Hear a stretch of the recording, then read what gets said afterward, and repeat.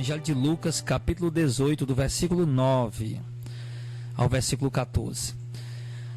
E disse também esta parábola a um dos que confiava em si mesmo, crendo que eram justos, e desprezavam os outros.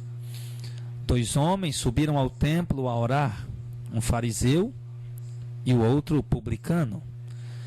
O fariseu, estando em pé, orava consigo desta maneira: Ó Deus, graças te dou, porque não sou como os demais homens, roubadores, injustos, adúlteros, e nem ainda como este publicano. Jejuo 2 vezes por semana, dou os dízimos de tudo quanto possuo. O publicano, porém, estando em pé de longe, nem ainda queria levantar os olhos aos céus, mas batia no peito, dizendo: Ó Deus, tem misericórdia de mim, pecador. Digo-vos que este desceu justificado para a sua casa, e não aquele, porque qualquer que a si mesmo se exalta será humilhado, e qualquer que a si mesmo se humilha será exaltado. E esse texto mostra, como acabamos de ler, 2 homens subindo ao templo para orar. Era uma prática judaica, um costume judaico. Eles tinham ali aqueles momentos de oração. Um deles era às 3 horas da tarde, a hora do sacrifício.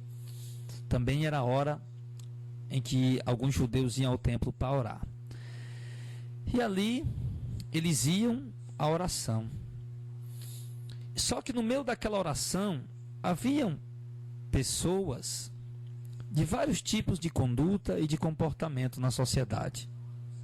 Haviam pessoas, mas o certo, claro, é que todos eram, vamos dizer, religiosos de uma certa forma, de uma certa maneira. O fato deles estarem ali no templo buscando a Deus em oração, isso demonstra que aquelas pessoas criam em Deus. O fato dessas pessoas, o fariseu, o publicano, irem ao templo para orar, era sinal que eles, de uma certa maneira, tinham suas práticas religiosas. O fato deles terem ido ao templo para orar, fariseu e publicano, isso mostra que aqueles homens havia em seu coração o desejo de buscar a Deus. E ali eles estão no templo, os 2, com o mesmo propósito: orar, buscar a face de Deus, buscar a presença do Senhor. Só que, quando eles começam a orar, nós logo vemos a diferença entre os 2. Porque assim acontece, amados, quando nós olhamos para um momento de culto, onde se aglomeram dezenas, centenas, milhares de pessoas em um culto. Todos estão mostrando, hoje, você mesmo, na sua igreja, onde você congrega, o culto que você foi domingo, você pode ver ali dezenas, centenas ou milhares de pessoas reunidos ali naquele culto. Todos oravam, todos cantavam, todos ministravam louvores. Sim, e todos estavam ali. Agora, apenas Deus é quem de fato sabe o propósito de cada um ali naquele lugar. Apenas Deus de fato é quem pode sondar o coração de cada um ali nesse momento de culto. Nós olhamos para as pessoas e às vezes de repente aqueles que nos parecem mais espirituais, talvez são os que estão menos na presença de Deus. E aqueles que nós olhamos que parecem menos espirituais, talvez são os que estão mais na presença de Deus. E por que eu digo isso, amados? Porque o texto mostra para nós claramente que quando aqueles 2 homens começaram a orar, um era um fariseu, além de ser religioso, era um mestre da lei, um homem culto, um homem instruído na teologia da época, um homem conhecedor das escrituras hebraicas e um homem de profunda vida de religiosidade. Este homem começa a orar, e quando ele começa a orar, ele começa a se justificar diante de Deus. Ele começa a dizer a Deus: Senhor, eu te dou graças, porque eu não sou igual aos outros homens. Ou seja, aquele homem se sentia melhor do que os outros, se sentia mais importante do que os outros. E ele diz: os outros homens são roubadores, eles pegam dos outros o que não lhe pertence, eles são injustos, eles praticam injustiça, eles são adúlteros, eles traem suas esposas. E Senhor, eu também não sou como esse publicano que está aqui do meu lado, porque esse publicano, ele tem um emprego, um trabalho que não é um trabalho bem visto pela sociedade. E ele continua dizendo no verso 12: Senhor, eu jejuo 2 vezes por semana. Tem uma prática de jejum 2 vezes por semana. Senhor, eu dou os dízimos de tudo quanto eu possuo. E assim esse homem finalizou a sua oração. Mas Jesus disse, amado, que esse homem, ele estava desprezando as outras pessoas, porque ele confiava em si mesmo. Ele acreditava que ele era justo por causa das suas boas práticas, por causa das suas boas obras. Quando ele se comparava a outras pessoas, ele se sentia mais justo do que aquelas pessoas. Quando ele se comparava com as outras pessoas, ele se sentia mais íntegro, mais reto, ou ele achava que Deus o amava mais do que as outras pessoas por causa da sua vida religiosa. Mas muito pelo contrário, aquele homem estava cometendo um dos grandes erros que ainda se comete na atualidade. Aquele homem confiava em si mesmo, nas suas próprias obras, naquilo que ele fazia para se achar diante de Deus merecedor de receber alguma coisa. Mas a Bíblia diz, amados, que todos pecaram e todos estão destituídos da glória de Deus. As Escrituras dizem mais, que Deus, o Senhor Deus, encerrou toda a humanidade debaixo do pecado, para que nenhuma alma venha se gloriar diante do Senhor. E o Senhor Deus encerrou todas as almas debaixo do pecado para usar de misericórdia para com todos. Então, aquele fariseu religioso que estava em pé e orava de uma forma arrogante e prepotente, ele não era melhor do que os demais homens, como ele diz. Ele não era melhor do que aqueles que ele disse que não era igual. Ele não era melhor do que aqueles que eram roubadores, do que aqueles que eram injustos, do que aqueles que eram adúlteros, e nem era melhor do que aquele publicano que ali estava. O texto diz que o fato dele jejuar 2 vezes por semana, ou dar dízimos, ofertas, seja o que for, isso não o tornava melhor do que ninguém. Muitas vezes, amados, nós cometemos esse mesmo erro, esse mesmo equívoco. Muitas vezes nós, pastores, nos sentimos melhores do que os outros pelo simples fato de sermos pastores. Muitas vezes nós, evangélicos, nos sentimos melhores do que os outros pelo simples fato de sermos evangélicos. Muitas vezes os evangélicos se sentem melhor do que as prostitutas, os drogados, os viciados, e acham que são merecedores de Deus porque têm jejuado, porque têm orado, porque têm apresentado ofertas e contribuições. O texto está dizendo, amado, claro, que isso não pôde justificar aquele homem diante de Deus. Era um homem religioso, sem dúvida alguma. Ele não adulterava, com certeza alguma. Ele não roubava, com certeza. Sim. Ele não era injusto, certamente. Ele não era roubador, com certeza não era. Porém, isso não o tornava justo diante de Deus. Porque a palavra do Senhor diz que a justificação ela vem pela fé, para que nós possamos ser salvos pela graça. A palavra do Senhor diz que não é por obras que somos justificados, mas é pela nossa fé em Jesus Cristo que alcançamos a justificação. Somos justificados pela nossa fé em Cristo. No momento em que cremos em Cristo, e o recebemos como o Messias, e o cremos que Ele é o Messias, que Ele é o Filho de Deus, e essa fé nos leva a temer e a obedecê-lo, nós somos justificados pela fé, por essa fé. E em seguida somos salvos pela graça. A graça de Deus é que nos salva. Coitado dos homens, meus amados, que acham que pode se justificar por suas boas obras. Coitado dos homens que acham que podem ser justos, considerados justos diante de Deus, por causa das suas boas práticas. O próprio Paulo, em Romanos 3:28, diz: concluímos, pois, que o homem é justificado pela fé, sem as obras da lei.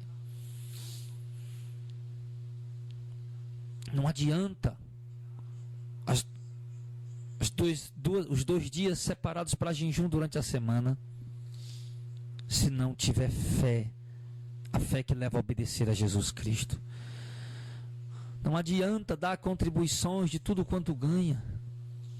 Não adianta simplesmente deixar de ser um adúltero, um roubador, um enganador, ou ser um religioso ao ponto de aparentemente parecer ser mais justo do que os outros homens, se não houver a fé em Jesus Cristo que leva ao temor e à obediência. Não adianta. O texto diz claramente que enquanto aquele homem se exaltava em sua oração, o Senhor Deus rejeitava-o.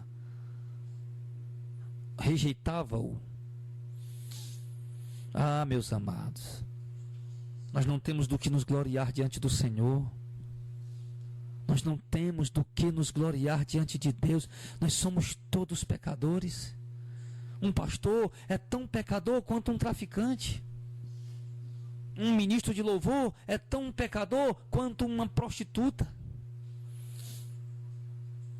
Os membros, os discípulos são tão pecadores quanto qualquer viciado, drogado, bandido ou malfeitor. Mas o que nos torna justificados diante do Senhor, meus amados, é a nossa fé em Jesus Cristo. É quando ouvimos falar em Jesus e cremos e tememos e passamos a obedecê-lo. Somos salvos não pelo legalismo de termos abrido mão, ter renunciado esta ou aquela prática e agora está praticando esta ou aquela boa obra. Somos salvos pela fé em Jesus Cristo, que nos conduz a essas boas obras. Primeiro vem a fé em Cristo, e essa fé em Cristo vem o temor, a obediência e assim a produção dessas boas obras em nós. Enquanto muitos estão querendo o contrário. Ah, eu vou fazer boas obras para ver se Deus me perdoa. Ah, eu vou fazer boas obras para ver se eu encontro um lugar bom no céu para descansar. Muitos evangélicos, quando jejuam, Senhor, nós devemos receber isso porque nós jejuamos. Senhor, nós merecemos receber isso porque nós passamos a noite em vigília. Amados, o jejum e a vigília não nos tornam dignos de receber nada do Senhor. Se o Senhor quer nos dar algo, ou vai nos dar algo, Ele vai dar tão somente pela sua misericórdia e graça, pela sua perseverança em oração, reconhecendo que não merece, mas está pedindo a um Deus que é Pai e que é misericordioso. Eu vou lhe dizer, meus amados, enquanto estivermos querendo receber alguma bênção, alcançar alguma bênção, por meio do legalismo, por meio das boas obras, Deus irá nos privar dessas bênçãos. Por quê, pastor Jadel? Porque Deus só vai dar bênção pela graça e misericórdia, não porque você merece. Ai, pastor, estou com um problema tão difícil na minha casa. Eu vou para a igreja o mês inteiro, levando um saco de cimento na cabeça, para ver se Deus resolve esse problema para mim. Olha, pastor, eu vou fazer das tripas coração. Eu vou vender meu almoço para comprar passagem, mas eu vou estar na igreja, porque eu sei que se eu for e estiver perseverando e indo para a igreja, para os cultos, Deus, Ele vai resolver meu problema. Não há dúvida que é muito importante nós estarmos presentes nos cultos. Não há dúvida que é muito importante nós nos reunirmos como igreja. A palavra de Deus diz em Hebreus capítulo 10, verso 25, nós não podemos deixar de congregar como é o costume de algum, e a Bíblia mostra a igreja congregando em várias passagens, inclusive, principalmente no livro de Atos. A importância de congregarmos e estarmos no culto, aprendermos a palavra, aprendermos a doutrina, cantarmos louvores congregacionais a Deus, nos reunirmos como igreja, orarmos coletivamente, a comunhão com os irmãos, isso é maravilhoso e deve ser de fato uma prática contínua na vida do cristão. Porém, você não pode deixar entrar no seu coração esse pensamento legalista do fariseu. Porque eu estou jejuando 2 vezes por semana, Deus tem que me dar minha vitória. Porque eu estou dando o dízimo, sei lá, oferta do quanto tenho, quanto possuo, Deus tem que dar minha vitória. Porque eu não estou mais bebendo, nem fumando, eu não tenho mais vaidade, eu já deixei essa vaidade, deixei aquela vaidade, Deus tem que me dar minha vitória. Meu amado, Deus não vai lhe dar sua vitória por esse legalismo. Continue abrindo mão das vaidades.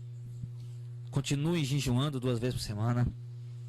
Continue dando suas contribuições, exceto esse negócio de dízimo. Mas continue dando suas contribuições voluntariamente, por amor e alegria. Continue indo aos cultos fervorosamente. Sim, se não der para ir de ônibus naquele dia, vá a pé. Faça tudo isso, seja perseverante ainda mais.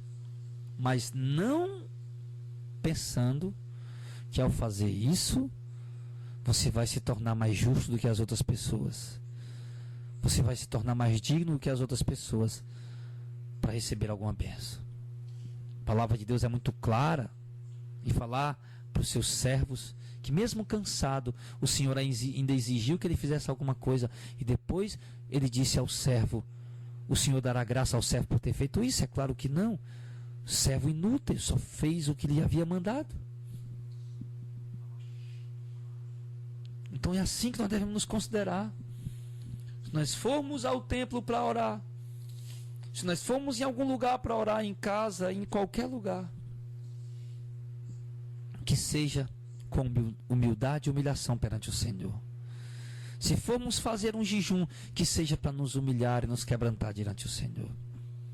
Se formos para abrir mão da prostituição, dos adultérios, das roubalheiras, do engano, qualquer outra coisa, que seja para nos humilhar diante da potente mão do Senhor e obedecer o nosso Senhor.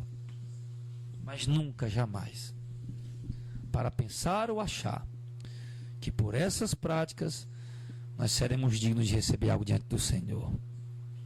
Observe no versículo 13 que o publicano, porém, estando em pé, de longe, ele não se ousou chegar perto, ele ficou de longe, e nem ainda quis levantar o seu rosto ao céu, mas batia no peito como um sinal de lamento. Olha a atitude do publicano, um homem mal visto. Ele ficou de longe: não sou digno de chegar mais próximo ao altar. E ele baixou a cabeça: não sou digno de olhar para o céu onde está o trono de Deus. Ele batia no peito, sim, como alguém que lamenta, alguém que está de pranto. E reconhecia ali no que ele batia no peito, ele reconhecia diante do Senhor e diante da sociedade que era um pecador. Aquele publicano não jejuava 2 vezes por semana.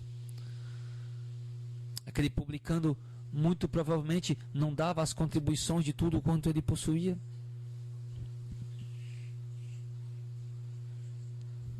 Aquele publicano, mas aquele publicano tinha um coração sincero diante de Deus. Ele sabia que não era digno de se exaltar diante do Senhor, mesmo que ele tivesse feito a melhor obra, quanto mais que ele era um pecador. Deveria ter sido a mesma atitude do fariseu. O fariseu deveria ter chegado ali, jejum 2 vezes por semana, dá contribuição, não rouba, não adultera, não se prostitui, não mente, não é roubador, mas deveria ter chegado diante do Senhor do mesmo jeito e dizer: Senhor, eu sou um pecador. É assim que temos que agir, amados. É assim que temos que ser. É dessa forma que temos que proceder. Se você quer ser justificado das suas obras, se você quer receber o perdão de Deus, se você quer de fato que Deus olhe para você com alegria, Ele abençoe, lhe guarde, lhe conduza, lhe guie, você precisa, por melhor pessoa que você seja, você precisa reconhecer diante do Senhor que você não é digno de dar um passo mais, se aproximar de Deus, que você não é digno de olhar para o céu, onde está o trono de Deus, e que você deve sim bater no seu peito e lamentar pelos seus pecados. Humilhando-se assim, a Escritura nos garante, o Senhor nos exaltará. Porém, exaltando-nos assim como o fariseu, a Escritura nos garante que o Senhor nos humilhará. Porque Jesus disse que aquele publicano apenas conseguia dizer: Senhor, tem misericórdia de mim, que eu sou um pecador.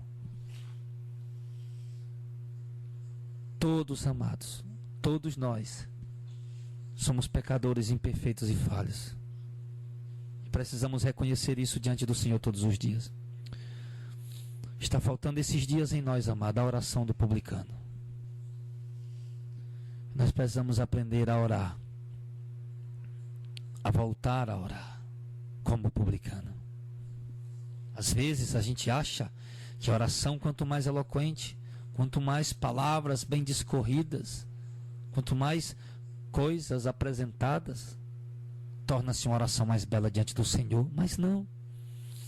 A oração mais bela diante de Deus, o texto deixa claro, é aquela em que o pecador reconhece os seus pecados diante do Senhor.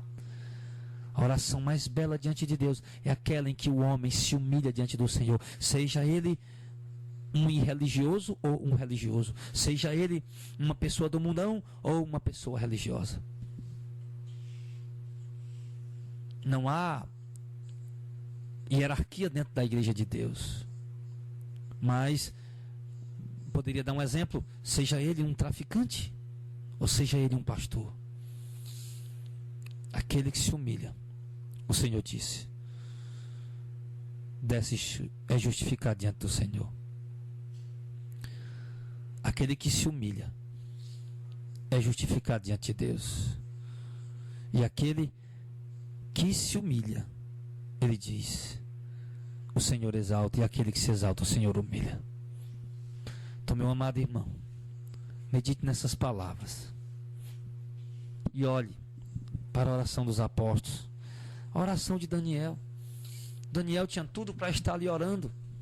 Quando Daniel faz a oração no capítulo 9, se eu não me engano, Daniel está ali orando e Daniel está confessando os pecados do seu povo, que pecaram ainda estando em Israel, agora eles estão no cativeiro. Mas Daniel, amados, quando ele se põe de joelho perante o Senhor para se humilhar e começa a confessar os pecados do povo, ele se enquadra também, ele se coloca também como um pecador igual ao povo. E ele diz: ó Senhor, pecamos, ó Senhor, transgredimos tua palavra, ó Senhor, Nós negligenciamos os teus preceitos. Nossos pais pecaram, nós pecamos. Daniel coloca assim, amados. Daniel se coloca como um pecador junto com a sua nação. Olhe para a oração de Esdras, para a oração de Neemias. Olhe para as orações de Isaías, de Elias, de Eliseu. Olhe para as orações de Jeremias, de Ezequiel, dos apóstolos, e você vai ver esses homens se humilhando, reconhecendo a grandeza e a soberania de Deus, e eles ali descendo diante do Senhor, porque não há ninguém digno, não há ninguém justo diante dele, a não ser aqueles que ele, o Senhor mesmo, justifica por sua própria graça e misericórdia. Então, meus amados irmãos, meus amados ouvintes, que Deus coloque essa palavra em seu coração, e que ainda hoje você possa descer aos pés do Senhor, que ainda hoje você possa bater em seu peito cheio de angústia e reconhecendo que é um pecador, reconhecendo que é um transgressor, que necessita urgentemente da misericórdia de Deus. Seja você um pastor, renomado ou não, seja você um leigo, um teólogo, seja você um membro, um discípulo, um obreiro, seja você quem for, um pregador, um cantor, alguém que está em evidência ou não, desça, se humilhe, reconheça os seus pecados e mude, e siga fazendo a vontade do Senhor com humildade. E mais que você esteja fazendo o que é certo, não se sinta bom, nem melhor do que ninguém, porque você só está justificado por causa da misericórdia e da graça de Deus, que deu a você o dom de ter essa fé.